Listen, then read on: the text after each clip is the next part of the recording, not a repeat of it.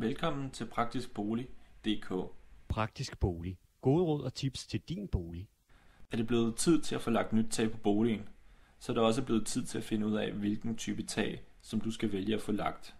De fleste vil ofte vælge at få lagt den samme type tag, som der lå på i forvejen, men dette er måske ikke altid det bedste valg. Hør med og bliv klogere på, hvilket tag du skal vælge. Valg af nyt tag. Der er flere faktorer. Truer regn og sne med at trænge igennem taget, eller er det måske allerede begyndt på det, så er det på tide at få undersøgt, hvilket tag der skal lægges på din bolig, eller eventuelt om det nuværende bør renoveres. Der findes i dag rigtig mange gode løsninger, og det er derfor også rigtig mange forskellige faktorer at tage højde for, når du vælger tag.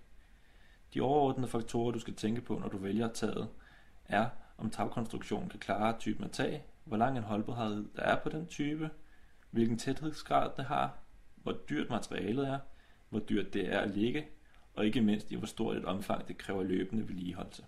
Fordele og ulemper ved tegltag. Tegltag har en forholdsvis god levetid, og tegltag af vingefang har normalt en levetid på mellem 50 og 70 år. Og tegltag af faldsten har en normal levetid på mellem 60 og 75 år. Det vil sige, at hvis du lægger et tegltag, så slipper du sandsynligvis for at skulle lægge tag på denne bolig igen.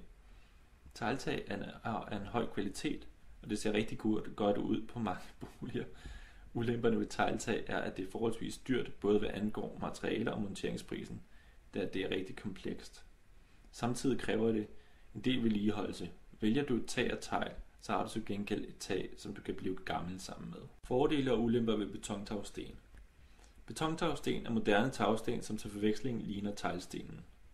Med et tag af betontagsten får du et både flot og holdbart tag, og prisen er en hel del lavere end teglstenen. Du kan ikke få betontagsten i så mange forskellige faconer, men til gengæld er der et bredt udvalg af farver. Betontagstenen har ligesom faldtagsten en levetid på mellem 50 og 70 år. Materialet er som nævnt en lille smule billigere end tegl, men til gengæld er monteringsprisen også en del dyrere. En ekstra fordel ved at vælge betontagsten er dog, at den ikke kræver helt lige så meget vedligeholdelse. Fordele og ulemper ved skifer-eternit-tag. Skifer-eternit-tag har en mellemlang levetid på mellem 35 til 40 år.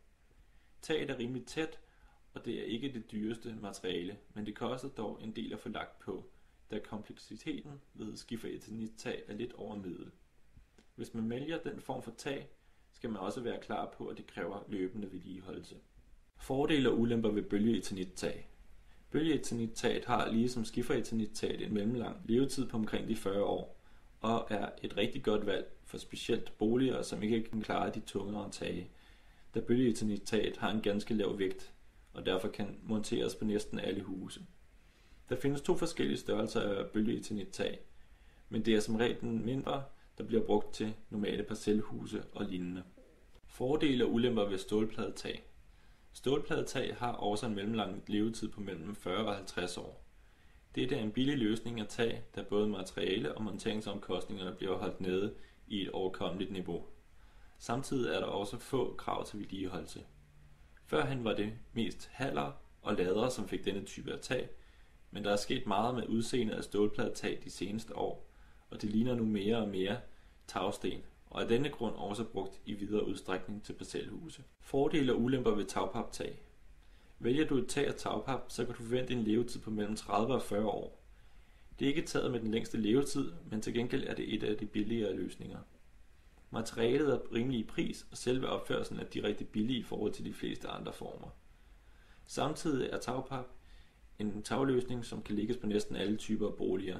På alt lige fra garagetag og skure til dyre arkitekttegnede villaer. Der er derfor også flere og flere boliger rundt i landet, som er beklædt med tagpaptag. En af de grunde er blandt andet, at det kan lægges helt ned til en hældning på 3 grader. Fordele og ulemper ved gummitag. En mindre kendt tagform i Danmark er gummitaget. En af grundene til, at det ikke er så kendt, er nok blandt andet, at det er ret svært at lægge, og derfor ikke gør det selv arbejde. Gummitag har heller ikke den længste levetid, som ligger på mellem 25 og 35 år. Til gengæld er det et tag, der er billigt at få lagt, og det kræver ikke så meget vedligeholdelse i de år, som det er på boligen. Fordele og ulemper ved plasttag. Igen har vi fat i et tag, der ikke er så kendt i Danmark. Plasttag har ikke nogen lang levetid i forhold til de andre tage, og du kan ikke regne med en længere levetid end 15-25 år. Til gengæld får du med plasttag et let løsning, som ikke tynger boligen ned. Derfor kan den også lægges på de fleste bygninger. Skal du have en hurtig og billig løsning på en bygning, som ikke klarer de tunge tag, så kan plasttag derfor godt være en god mulighed. Fordele og ulemper ved glastag. Glastag har kun en levetid på mellem 15 og 20 år. Det er ikke den billigste løsning, men det kan godt give mening, hvis man gerne vil have masser af lys ind i boligen. Der er heller ikke meget vedligeholdelse ved et glastag. Fordele og ulemper ved kobbertag. Med et kobbertag er vi den absolut dyreste ende af prisskalaen. Med et kobbertag får du til gengæld også et tag, der kan holde helt op til 100 år. Og det er ikke engang en tagtype, der kræver ret meget vedligeholdelse. Med kobbertag får du helt sikkert et andet tag end naboen, og et flot et af slagsen, som du ikke behøver at tænke over, hvornår du skal skifte igen. Men til gengæld kommer du også til at betale for det. Fordele og ulemper ved naturskifertag. Naturskifertag er et utroligt holdbart produkt. Holdbarheden på et naturskifertag kan derfor næsten konkurrere med holdbarheden på et kobbertag. Naturskifertag har en normal levetid på mellem 70 og 90 år, men er også ofte set med en levealder helt op til 150 år. Der er ikke meget vedligeholdelse ved et naturskifertag.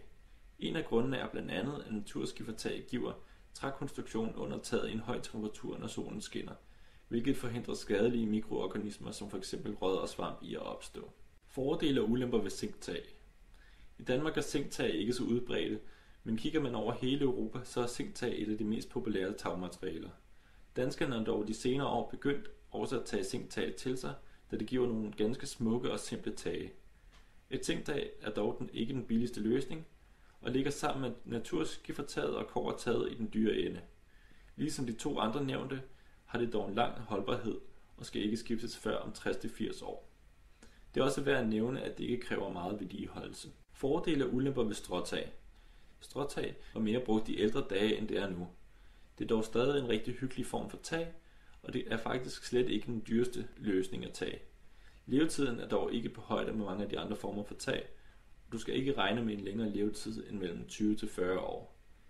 Et af de andre minuser ved stråtag er den øgede brandfare, som der er ved et stråtag i forhold til andre typer af tage.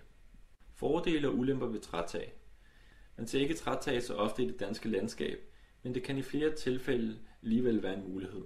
Et godt trætag kan have en levetid på helt op mellem 35 og 50 år, og giver derfor tag over hovedet i flere år, end de fleste nok havde tænkt. Det er dog et tag, der kræver en hel del vedligeholdelse, hvilket nok igen holder de fleste fra at lægge sådan en type af tag. Materialet er ikke så dyrt igen, men at få det lagt kræver lidt mere, hvorfor prisen for håndværkerne nok vil ligge i den dyre ende. Professionel hjælp til valg af nyt tag. Nyt tag er en større investering, og det er derfor en rigtig god idé at få tjekket flere forskellige muligheder. Praktisk Bolig har i ovenstående kort beskrevet fordele og ulemper for forskellige typer af tag, men ikke hvilke typer af bolig, der kan klare hvilke typer af tag. Og det er derfor en rigtig god idé at forhøre sig hos en professionel om hvilke muligheder du har. Generelt er det en rigtig god idé at få flere forskellige tilbud fra forskellige tagfirmaer, da der kan være en hel del at spare på sådan store projekter. Det kan også være en god idé at få undersøgt, om en renovering af dit nuværende tag kan svare sig. Her på praktiskbolig.dk kan du få tilbud fra flere forskellige tagfirmaer. Skal du have nyt tag, kan det også være en god idé at få undersøgt, hvilke muligheder du har for solvarme, da det kan være en god investering ved samme lejlighed. Praktiskbolig.dk takker dig, fordi du lyttede med. Praktisk Bolig. Gode råd og tips til din bolig.